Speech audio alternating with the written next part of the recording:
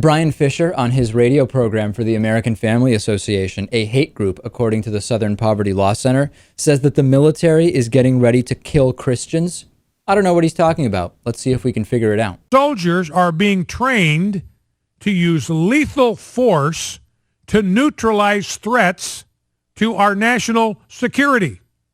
That's what this is about. Now, I'm getting a little agitated here. I'm kind of worked up about this, but that's what this is about.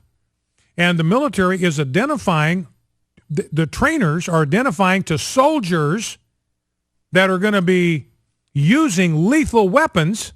These are the people that you may have to take out. Here are the enemies you've got to watch for. Here are the enemies we may have to use you to neutralize. Do you realize the significance of this, where the military now is being conditioned to use weapons on the American Family Association?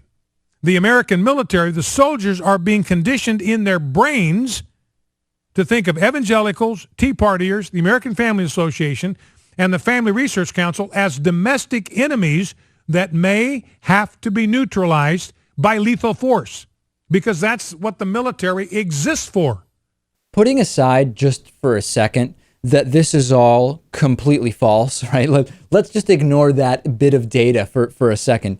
Does anyone find it ironic for a second that Bryan Fischer and groups like the American Family Association have absolutely no problem waging wars against countries specifically because extremist radicals from a different religion, Islam in the particular case we're talking about, are controlling the country or imposing their views on citizens, but they flip out when their own country starts to recognize that they have similar goals, but through Christianity instead of Islam? And what I'm referring to is that Bryan Fischer is really upset that this picture was leaked from an army presentation where soldiers, members of the military, were being told the American Family Association and the Family Research Council are hate groups.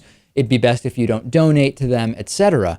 And this is just recognizing in the AFA the same thing that the AFA claims to oppose when it's Islam in other countries. How could we spell out a more clearer double standard, Lewis?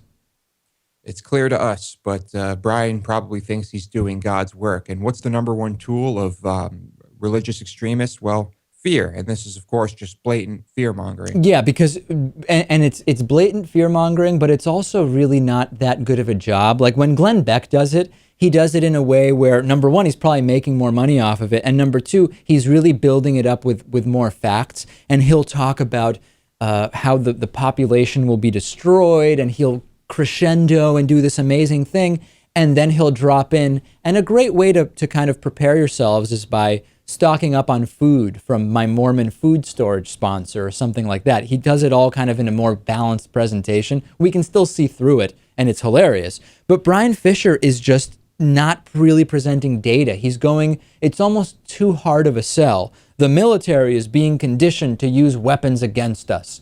Protect yourselves, they're going to start killing Christians. It's fear-mongering, but it's almost not very professional fear-mongering, if we can distinguish, Lewis, between the two.